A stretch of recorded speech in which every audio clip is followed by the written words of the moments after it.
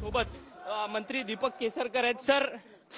Sir खरं तर ऐतिहासिक हा निर्णय घेतलेला आहे तुम्ही, ऐतिहासिक हा निर्णय घेतलाय।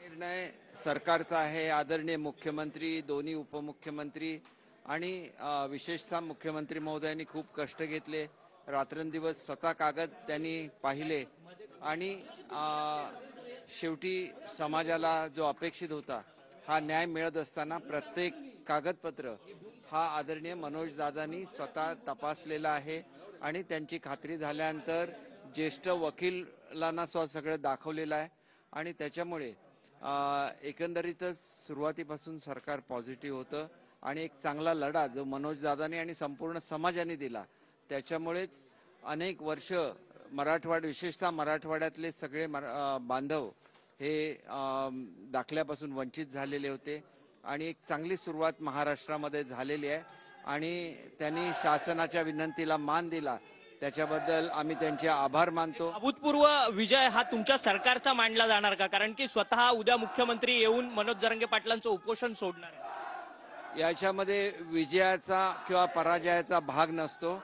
समाजाला न्याय मिळणं महत्त्वाचं असतं।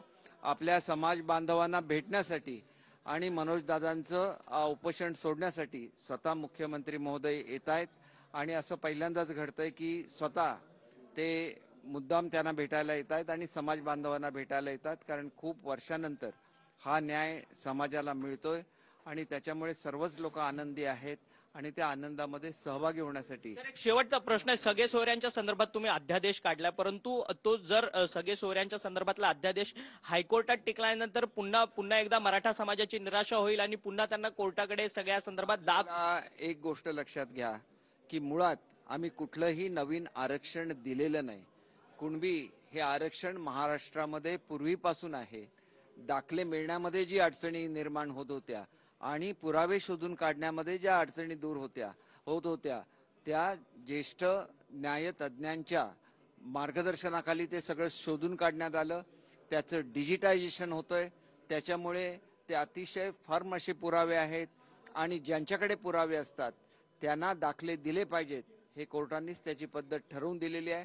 त्याच्यामुळे नवीन कुठलंही आरक्षण नसल्यामुळे या आरक्षणाला कोणीही चॅलेंज करू शकणार नाही। या अध्यादेशाला छगन कंप्लीट ओबीसी समाजाचं सुद्धा स्पष्ट म्हणणं होतं की कुणबी हे असलेलं आरक्षण आहे आणि ते आरक्षण देण्यामध्ये आम्हाला कुठलीही अडचण नाही आणि दुसरं आरक्षण जे आम्ही प्रस्तावित केलेलं आहे त्याच्यामध्ये ओबीसी समाजाच्या कुठल्याही आरक्षणाला धक्का न लावता ते आरक्षण आहे, ते पॉलिटिकल आरक्षण नसतं, फक्त शिक्षण आणि नोकऱ्या या दोनसाठी। कारण कुणबी दाखले दिल्यानंतर सुद्धा समाजाची काही लोक मागे राहतील, त्यांच्या संदर्भात सुद्धा क्युरेटिव्ह पिटिशन आम्ही दाखल केलेलं आहे आणि जी एक मोठी प्रक्रिया असते सर्वेची, ही सर्वेची प्रक्रिया सुद्धा रेकॉर्ड टाईममध्ये म्हणजे फक्त 7 दिवसामध्ये पूर्ण करण्याचं सरकारचं उद्दिष्ट आहे।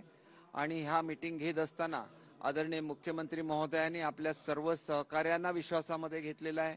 दोन्ही उपमुख्यमंत्री सातत्याने मुख्यमंत्र्यांनी बोलवलेल्या मीटिंगला हजर असायचे, मराठा समाजाचे सर्व नेते या वेगवेगळ्या मीटिंगला हजर असायचे, परंतु खऱ्या अर्थाने मनोज दादांनी जी लढाई केलेली आहे त्याचं कौतुक हे मुख्यमंत्री महोदयांना सुद्धा आहे आणि त्याच्यामुळे त्यांनी स्वतः याच्यामध्ये लक्ष घातलेलं होतं आणि एक चांगला असा निर्णय ज्याला होतो त्याला सर्वांनी। यात सगळ्या तुम्ही जो सगळे सोयऱ्यांचा अध्यादेश काढलाय याला तुमच्याच मंत्रिमंडळातले जे मंत्री आहेत छगन भुजबळ यांचा कुठेतरी विरोध आहे। ते सातत्याने म्हणतात की ह्याला कोणीतरी हायकोर्टात जाऊन चॅलेंज करेल आणि हे पुन्हा फिसकटवून जाईल, त्यामुळे एकंदरीतच मराठ्यांना वेगळं आरक्षण द्या अशी त्यांची मागणी आहे।